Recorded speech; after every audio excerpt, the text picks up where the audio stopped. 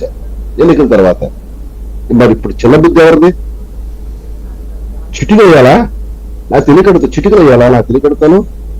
MP అభ్యర్థి చిటికలు చెప్తున్నా 10 నిమిషాలు వదిలేస్తే ఏం మాట్లాడతారు సార్?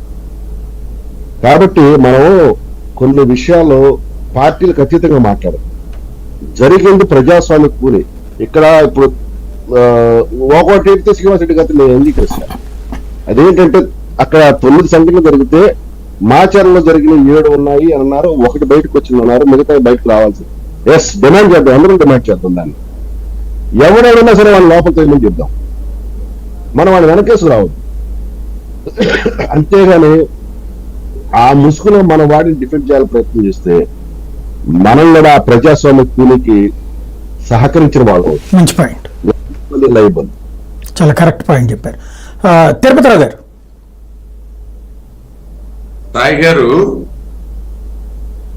మాదిరెడ్డి గారు, నేను ఇవాళ వారిని డిబేట్ స్టార్టింగ్ లో చూస్తూ పాపం ఏం మొక్కున్నారో ఏంటో మొక్కు తీర్చుకున్నారు అని చెప్పేసి చక్కగా దృష్టి పెట్టాను. నేను దృష్టి పెట్టాను. రెండు కూడా జరిగాయి. ఎక్కడో తలనీలాలు తీర్చుకున్నారు. మ్యూట్ లో ఉన్నారు. చెప్పండి పర్లేదు. చూసుకోసారి అయితే వారు సరే భారతీయ జనతా పార్టీ మీద ఆరోపణలు చేయొచ్చు, మేము దానికి సమాధానం చెప్తాము, వీఆర్ రెడీ, మాకేం ఇబ్బంది లేదు. రామ జపం చేస్తున్నటువంటి అనేసి అంటే మరి వారు ఏం జపం చేశారో మాకైతే తెలియదు.